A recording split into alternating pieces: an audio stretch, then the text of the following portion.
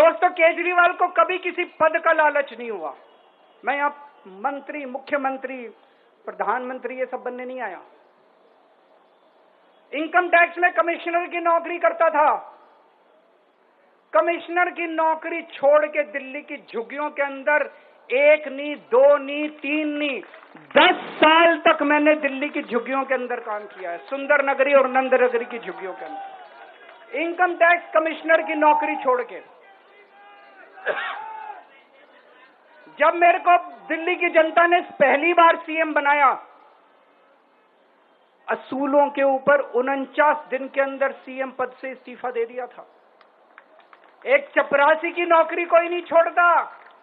CM बनने के लिए लोग अपना दायां हाथ कटाने के लिए तैयार होते हैं। मैंने खुद से अपने आप सीएम की कुर्सी को लात मार दी थी 49 दिन के अंदर। मेरे लिए सीएम पद इंपॉर्टेंट नहीं है। आज मैंने सीएम पद से इस्तीफा क्यों नहीं दिया जेल जाने के बाद? दोस्तों, पिछले 75 साल में भारतवर्ष में इतने राज्यों के चुनाव हुए, इतने राज्यों के चुनाव हुए, दिल्ली के अंदर सबसे ऐतिहासिक बहुमत से आम आदमी पार्टी जीती, 55-56% वोट। एक बार 67 सीट, एक बार 62 सीट।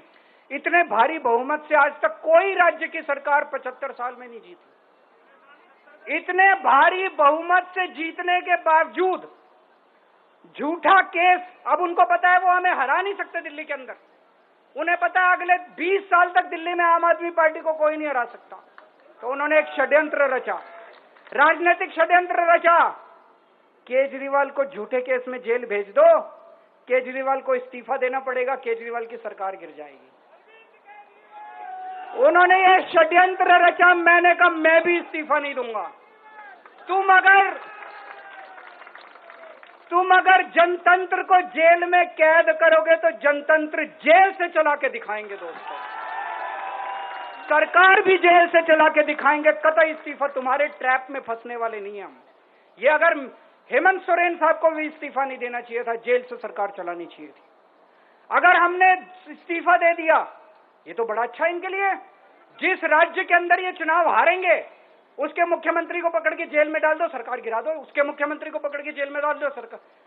आज मैं अगर दिल्ली की जेल के अंदर रह के दिल्ली की जेल से इस्तीफा नहीं दे रहा, वो इस तानाशाही के खिलाफ संघर्ष कर रहा हूं, इसको समझ लेना आप लोग। केजरीवाल को किसी पद का लालच नहीं है। सीएम तो 100 सीएम की कुर्सी देश के नाम कुर्बान है। दोस्तों, मुझे पता चला मेरे जेल जाने से बहुत लोग भावुक हुए, खासकर मेरी माँ, बहनें, महिलाएं बहुत रोई। कईयों ने बहुत मन्नतें मांगी।